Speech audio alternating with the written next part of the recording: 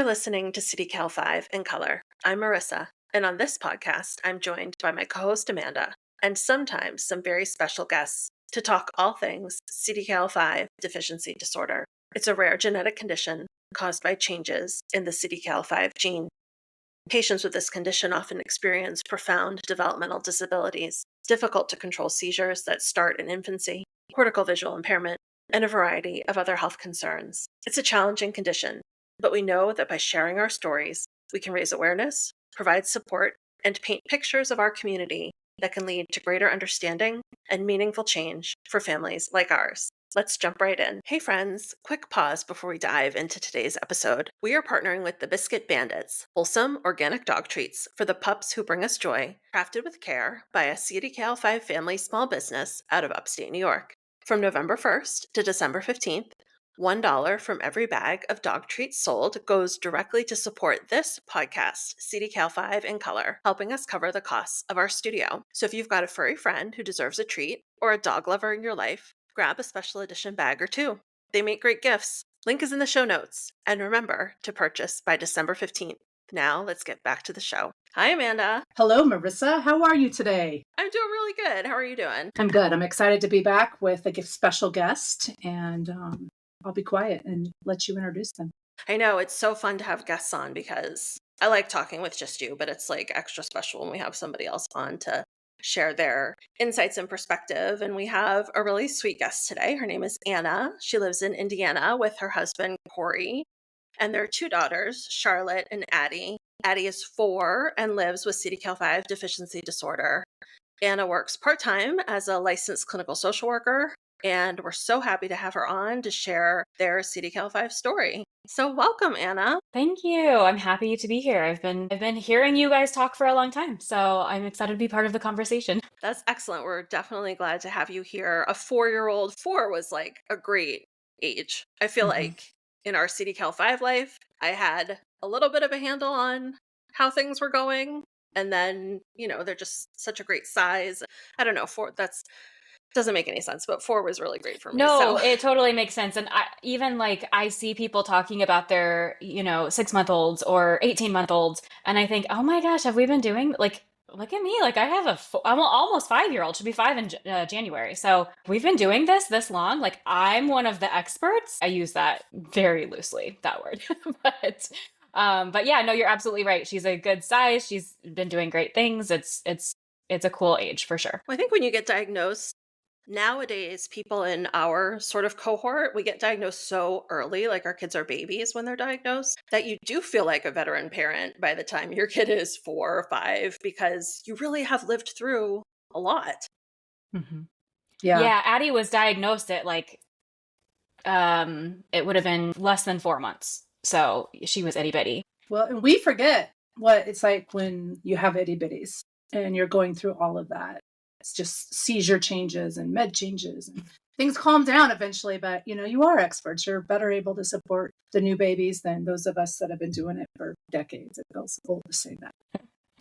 And I don't know if we forget or you block it out. You block it out what it was like in the beginning. The beginning's so hard. Yes. Some things get much easier as time goes on, for sure. Some things get harder, but some things get easier for sure. Absolutely. So tell us about Addy. Tell us about her personality. Tell us what she's up to. What's going on with her? Yeah. Addy is amazing. I wish she was asleep. Otherwise, I would show you her face. She is full of life and full of personality.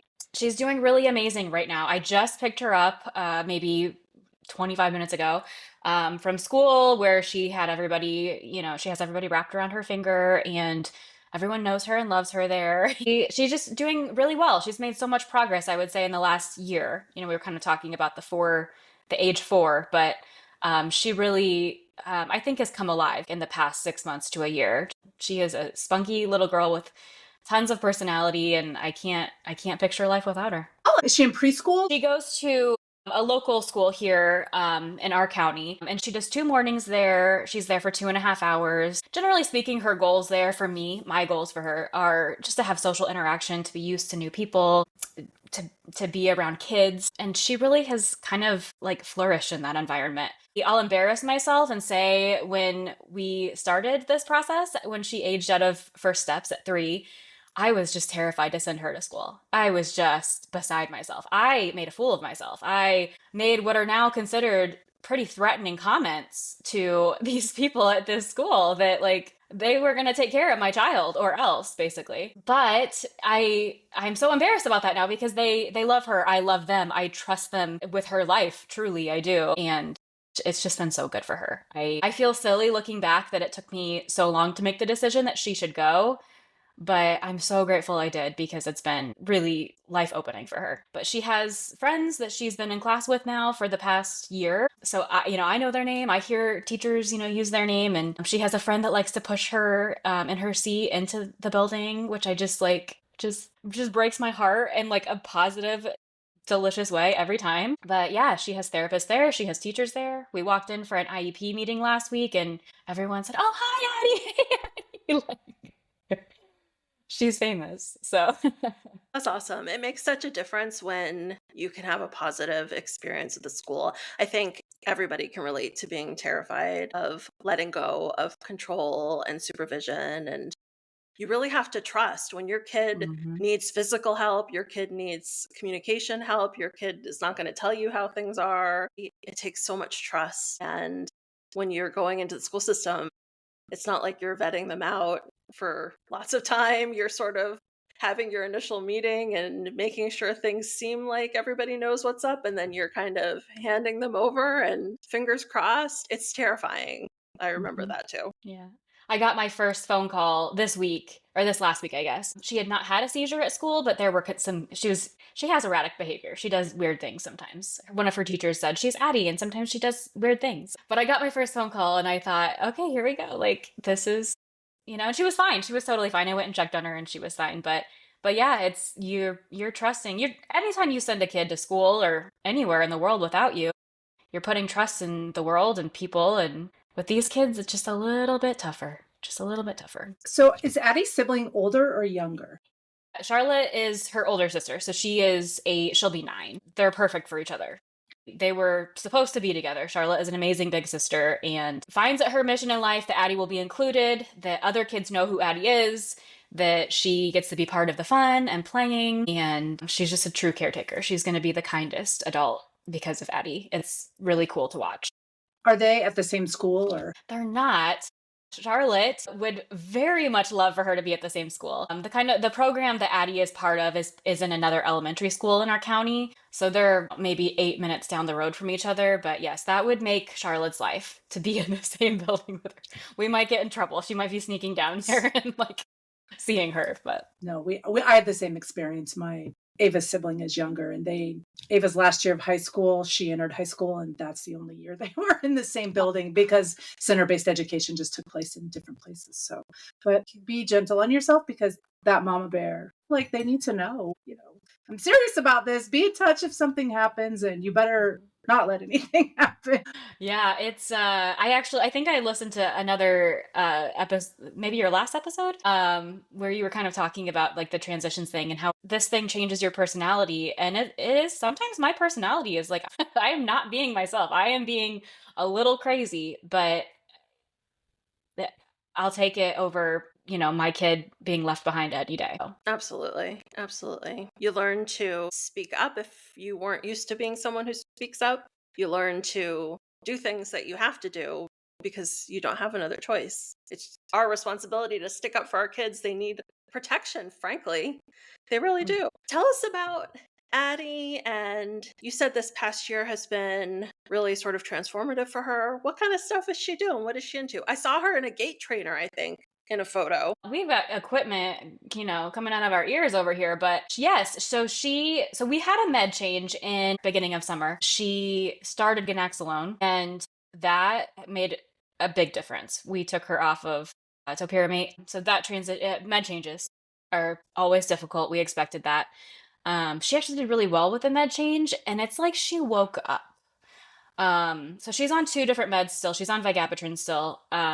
But it's like we took that med off and it was like she woke up and said, "Hey, like I'm here, like let's do some work." She also had a VNS surgery in July, the end of July. So she has at this point been like seizure free for 13 weeks, I think. And so the combination of a med change, and we're not sure about the surgery, but she's in a really good place with seizure control, which always makes a difference for her. When seizures are under control in some way, she does much better, as it's across the board for most of our kids. She's participating in therapy, even reluctantly. She does have a gait trainer. She loves to move. So the girl loves to roll. So if we could just like somehow get her to find, if we crawled, we could really get into some trouble. But we're working on that. She was in PT yesterday, doing really good, minimal assistance, tall kneeling.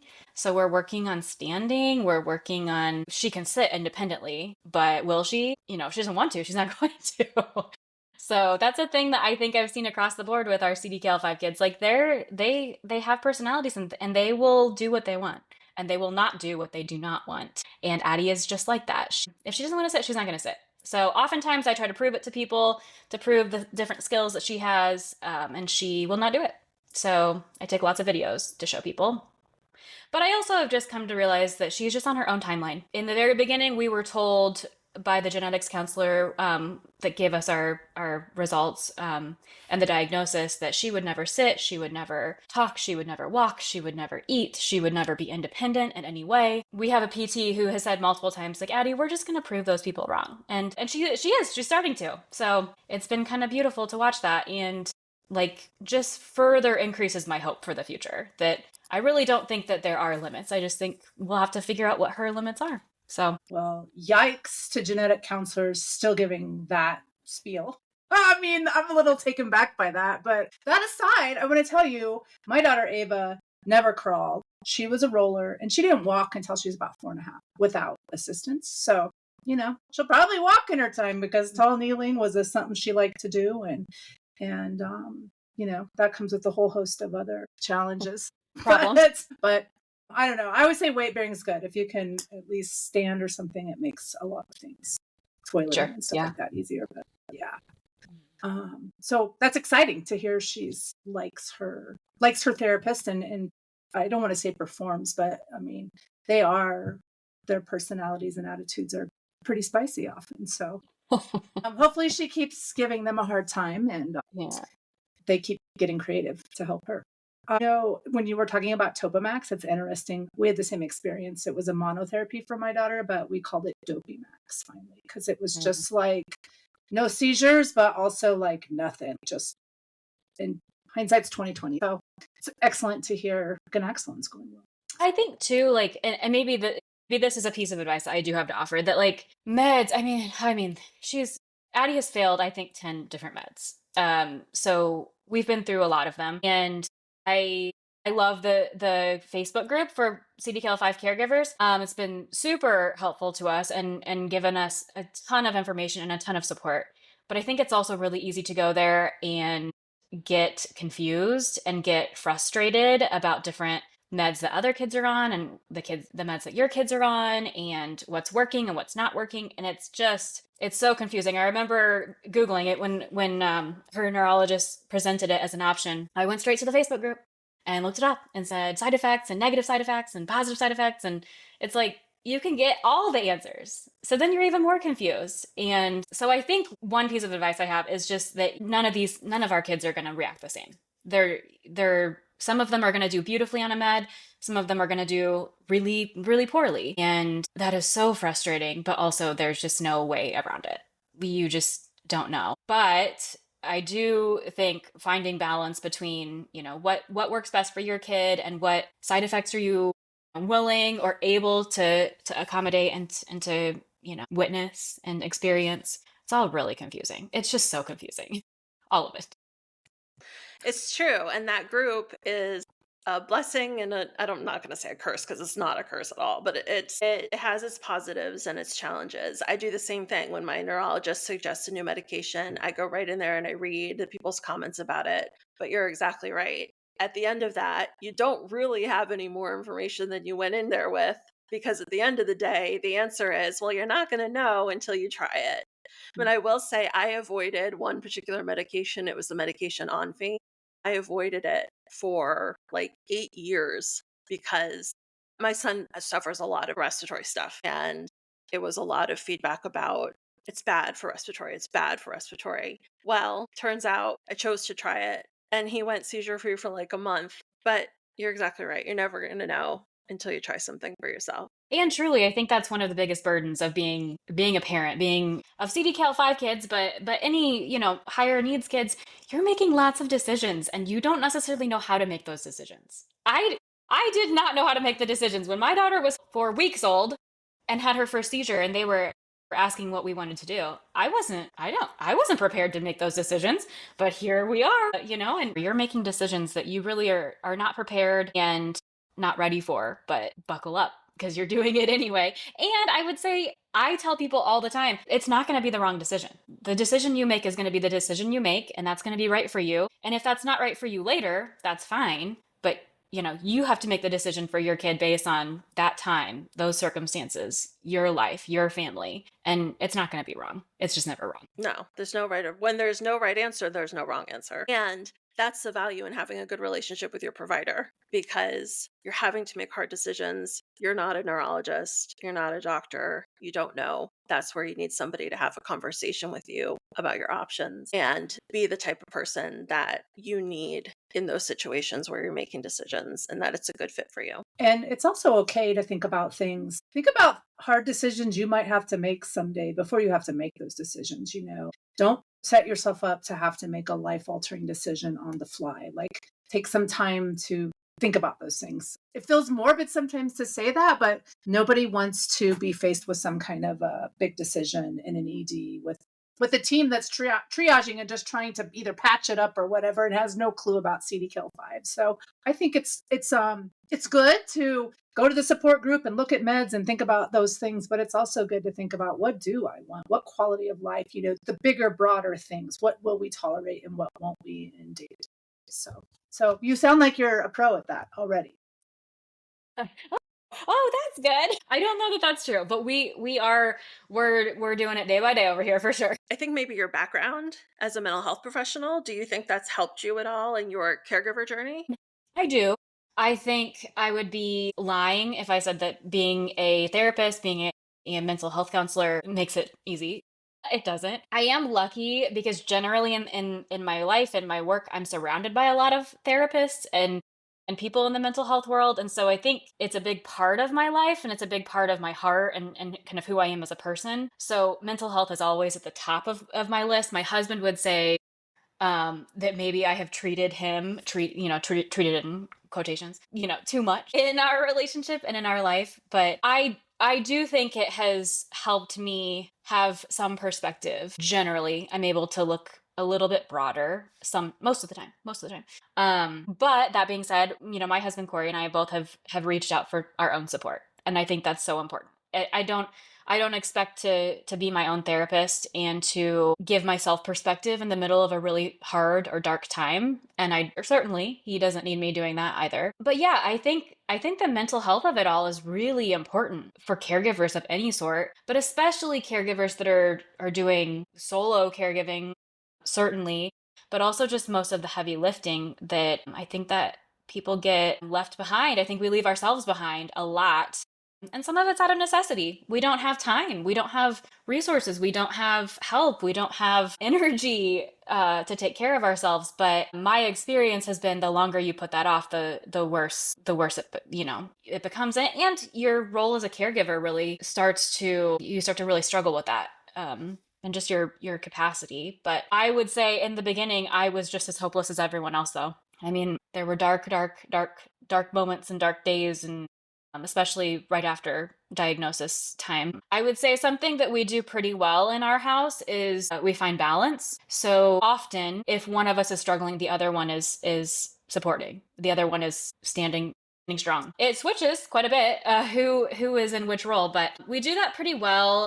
And I think for those who are not, lucky or lucky enough to be in that position to have strong support and balanced support, I would just encourage them to find that in some way. And I think there are lots of resources out there, but when we're in the middle of crisis or when we're really struggling, it's really hard to find those for one, and it doesn't seem possible to find those for another. So I think the Facebook group for CDKL5 is a great place to start for that. A lot of times I see people saying, we're in Indiana. Is anybody else in Indiana? And you can start kind of making connections that way. Who else is understanding? Our states are so different and our resources are so different that I think helping, finding people that are close to you and maybe going through some of the same things with resources or lack of resources can be really helpful. Because, yeah, I don't know what it's like in California. I don't know what resources are like in California, but I think that there are people out there that would be willing to help, direct towards those resources. Absolutely. Sounds like it's pretty good in California. They got a lot of resources. But no, you're exactly right. I mean,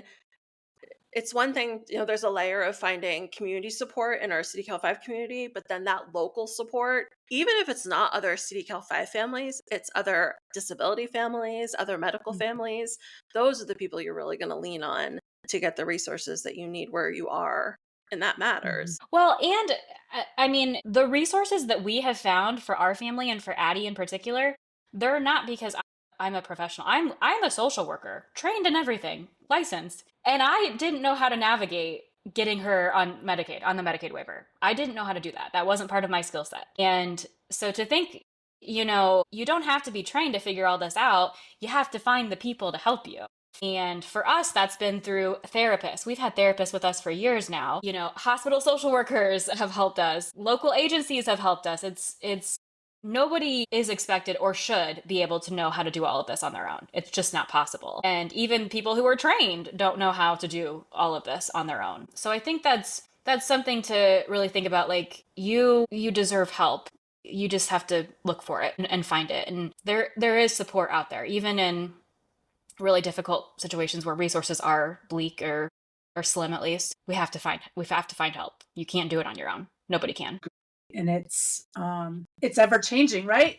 The waiver system and how Medicaid is administrated. Like, you might get some things figured out, and just when you think you have it, it's changes. Everything changes, right? So you don't know what you don't know, and it's really amazing. Me and Marissa talk about how amazing it is that the system is so complex and there are so many different layers and so many different agencies or caseworkers or whoever that have to be kind of lined up to get you moving forwards. I don't know. It's hopefully the next generations of people living this life have some of this stuff is resolved and things get easier just based on the collective knowledge that these groups and things continue to put out there. But yeah. Well, and I would say that's something that I'm very grateful, for both of you for sure, but the places, the IFCR and the Lulu Foundation, like these organizations, these groups of people that put together information, because it's a pretty vast system. It's a pretty big overarching world, the medical world, and then the CDKL5 world, the rare disease world. So, I am very grateful. Everyone who's walked before us, in this journey as CDKL5 families, because there was very little hope in the very beginning. But as soon as we started getting connected with resources and started talking to people and talked to a center of excellence and talked to Dr. Pastana in Cleveland, and, it just opened up so much opportunity and so much hope and so much opportunity for, I don't know, growth, I guess, that I have the ability to get help, to get real help. And I didn't know that I had that when I first got her diagnosis. You said in the intake form when you signed up to be on the podcast that your advice to new families was that there is hope and there is light. Does this sort of connect to what you're talking about? Totally. I think it's okay to not have hope, because that's how things are sometimes. I think it's okay to feel what you feel and to be sad and to grieve. I still grieve, and I won't cry. I'm going to try really hard not to cry saying it, but I still grieve for the life that I thought, Addy would have. But even through that process, I do see hope and I do see light and I do allow myself to live a new normal. And that doesn't look like what other people's normal looks like, but life is still good and it can still be good, even when things are bad, and when things are not how you wanted them to be or how you expected them to be. I think there can always be hope, and there can always be light. And if I don't believe that, then I won't be able to go on because it's too hard sometimes. If you don't allow yourself eventually to, see goodness and see, I'm blown away every day by what my daughter can do. And I don't think I would have that perspective in the same way if she wasn't who she was. And she didn't struggle with the things that she struggles with. And I feel that way about all of our kids, how much strength they have just to live on a daily basis, and let alone do the things that we ask them to do. So Yeah, therapy, they work hard. They work really hard. When people, when I think about all the time they put into therapy, and just having people continually demanding that they do physical things or things that, that doesn't happen with kids without these kind of challenges. And, isolation, it can be so isolating throughout. Still, there are days I feel like, where are the people living a life similar to mine with all these time constraints and things going on that seem a lot more important than the mundaneness that maybe somebody else is experiencing and complaining to me about. But on the same note, right, like it is that's their life, and I guess what they're up to. So I think when your hope dims and you get into that place of feeling isolated, it's okay. It just can't camp there for too long. yeah. And I think too, something that has always been something that I struggle with is comparison. Within the Facebook group for other CDKL5 kids, I compare all the time. This kid's talking. Oh, this kid's walking. Well, how old are they? How old is Addie? What does that look like? Is it possible? Maybe Addie will do that. I did lots of that when she was a baby, a lot compared where she was with other kids, but also all the time in public. And you see other families talking about, yeah, exactly what you said, Amanda, that, their schedules are so tight, or they're having to run around their kids all the time, or they're at this practice or doing this or that. And it's really easy to compare your life and your child to that and feel resentful. And I think that's a normal thing to feel resentful, but again, like what you were saying, like not camping there, not living there, because that will breed so much negativity and just pain. So for me, this is what I would suggest to myself. This is what I would suggest to other people, but allowing yourself to feel, and that's okay. And then also allowing yourself to find an alternative, and to find a way to move out of that pain and comparison, for sure. But to also be grateful for what you have where you have it, because I'm eternally grateful for Addie, and I also wish that things were easier for her. So two things can be true at one time. We can grieve and we can rejoice at the same time, always. And it could always be worse, right? That's what sometimes I just have to say. It could always be worse. So take today, and hopefully tomorrow's different. I want to talk about what can we do? Is there something we can do as a community so that nobody has the experience of going to a genetic counselor that will tell them the doom and gloom story of what is the worst case scenario? Like, is there something we can do? I don't know if I have a good answer for this, but I will say, now we got our diagnosis, 4+ years ago now. So I have my fingers crossed. I am hopeful that things are for sure better. I don't know that that's true. Our genetics counselor had no awareness of CDKL5. She read a test result and she did a quick Google search, and that's what there is. She gave me cdkl5.com and said, I've not looked at it, I've not seen it, but good luck. And so as I was on the phone with her, I'm Googling CDKL5. As I'm getting the news, I'm Googling CDKL5 life expectancy, CDKL5 symptoms, CDKL5 will seizures go away, CDKL5. And guess what? There were no answers. That is unbelievable that you say that, because we know for fact the number one searched term in Google is CDKL5 life expectancy. And we just added something on our website that addresses that. Of course, the answer is we don't know the answer to that question. Or maybe Amanda could say it better or differently. But I'm shocked. That would never cross my mind to Google that. So I was so shocked that to hear you say that, but to also know that a lot of people do that. What's the life expectancy? I'm blown away. I never would have thought of that, I don't think. Oh yeah, no, and her answer was, no, we don't really know. We do know there's probably at least one teenager living with CDKL5, is what she said. So that wasn't super positive news. Because I've come to find out that there are a lot of people living with CDKL5 out there for such a rare disease. Oh yeah, that was absolutely my first response. And the first thing I wanted to know, how long will my child live? And I still know there's no answer.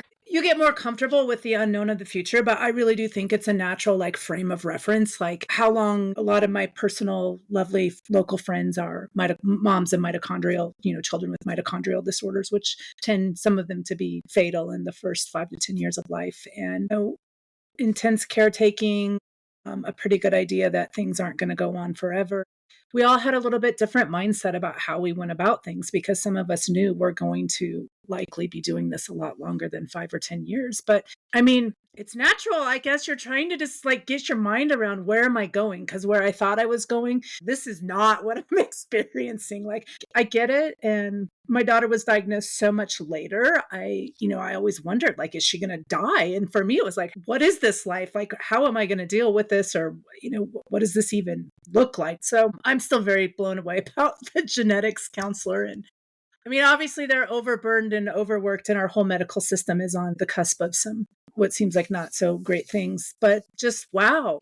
The more information out there, the better. I mean, ideally, I would say, oh, yeah, none of these genetics counselors or people that are reading results or giving diagnoses would be so careless, in my opinion, is what happened. But that's not going to happen. I think that'll still happen. So I think the more information, the better. Also, just talking about our kids, I think, is so helpful. The only reason that we found Dr. Pastana at Cleveland is because my husband is a social butterfly, but as soon as we got that diagnosis, he was firing off emails to all kinds of people who might know anything about CDKL5, who might know anything about rare diseases, who might know anything about seizure disorders. So we found the Lulu Foundation and we talked to someone there and they said, you've got to get to a center of excellence. And so I assume we would have gotten there anyway, but we got there quickly because we talked to the right people when we did. So I think having as much information out there as possible, which I think you all do a really great job, is great. But also, not all neurologists know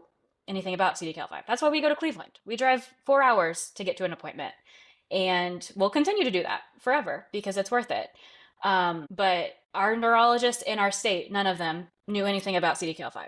It wasn't good enough for us. So I don't know. Ideally, I wish like on the genetic results, there would be some kind of like little snippet that's like, go here for more information, real information, and provide that rather than, well, good luck. It's probably going to be bad, because it's not. We're proving them wrong all the time. We absolutely are proving them wrong. And even if we're proving them, I don't want to say proving them right, but even if our kids are living up to what the prognosis is sometimes talked about, like I would consider my son to fall into that category. It's okay too. He's okay too. You know what I mean? Like it is what it is. Our kids, no matter if they never walk, never sit, never grasp, never look, even if they don't do any of those things, their lives are still important and meaningful, and our children are still loved. And our society is really achievement focused. And when you decide you're not going to be achievement focused, I think you can help yourself really appreciate your child for the person that they are and not for what they do. Or don't do. Yeah. Yeah.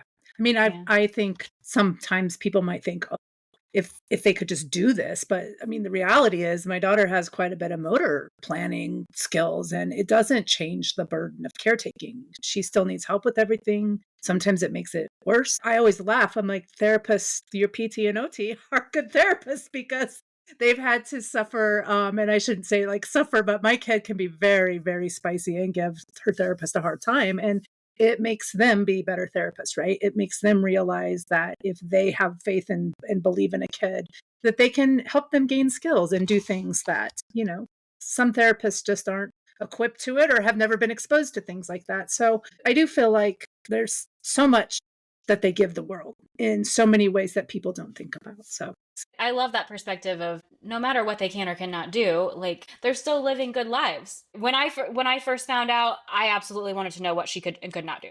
I needed to know all of the things. And now it's like there is some there is some hope in not knowing. I have no idea what she's going to be able to do, and she's surprised me in many ways up to this point. So I expect her to continue doing that. I've seen videos of Gregory at the beach, of drawing pictures. I mean, it's just like life is different, but it can still be so good and it can still be so meaningful. And I think a big part of why I can feel that way is because I have people to help me. We have an army surrounding us at any time. Addie's team is large and loves her well. And not everyone has such a big team, and I'm aware of that. And I just encourage parents, caregivers, family members to find the team that they can, and the people that they need in their lives. And that can be simple. Again, our therapists are like family to us. There's just no other way. It would be a grieving process to lose any of them. And they make a huge difference in our life. So it could be something as simple as a teacher or a PT, a speech therapist, anybody. We find people everywhere. We just have to look. Yeah, some of the best advice I got starting to navigate the school system was like, teams come and go and people cycle in and out, and find your friend on the team. Find that person that you have a connection with, and that person will help you navigate, and they will give you the heads up you need when the team might be deviating from what you want. So you find the one person that you can maybe forge that relationship with, and that helps you be prepared, but also just keep the perspective and move them in the direction that you need. So find your team. It's true, and it's going to change, and you're going to lose therapists. I hate to say that, but it's very hard to lose those ones you really love. I also feel like it's always an open invitation to change and growth in my child, because the next therapist is going to be their own person and do their own thing and connect in their own little way. So, Ava's going to be 20 in just a week or two, and her fine motor and stuff continues to improve. Just don't lose hope. Back to, don't define them, work at your own pace. There's always room for improvement. And setbacks will happen, and you will usually bounce back to that skill you had, even if it's lost for a while. So yeah, you have a good attitude. It feels like you're allowing things to be what they are and not pushing so hard to make something happen that maybe it isn't time for. Well, it's never going to be perfect. My 8-year-old is not perfect, and her life is not perfect. So, we do what we need to for all of them in whatever ways we need to. It's just, there's no other way around it. You're not going to escape it. Well, Anna, it was so great to have you on. We're so grateful that you came to chat with us about Addie and about your thoughts on caregiving. And I really appreciate all of your words, and I'm excited for people to hear what you had to say. Well, I really am grateful to both of you. I think what you're doing here is great. And I enjoy hearing other people's stories and other people's perspectives of something that we all share in common, but experience so differently. And I think that's kind of cool. So. Yeah, exactly. We all have the same thing, but no, it's not. It's just, I think it helps people who aren't living this life to maybe have a little bit better understanding of what it is we are and aren't, experiencing. So it's been great. All right. Well, have a great afternoon, and we'll talk later. Yes. Thank you both. Have a good day. Thank you. Bye-bye. Thanks for listening. We hope you'll follow us on social media at CDKL5 in color on Instagram, Facebook, and LinkedIn, and visit us online at www.cdkl5incolor.com. Have questions or a topic you'd like us to chat about? Would you like to be a guest on our podcast? Email us cdkl5incolor@gmail.com, and we'll be in touch. Until next time.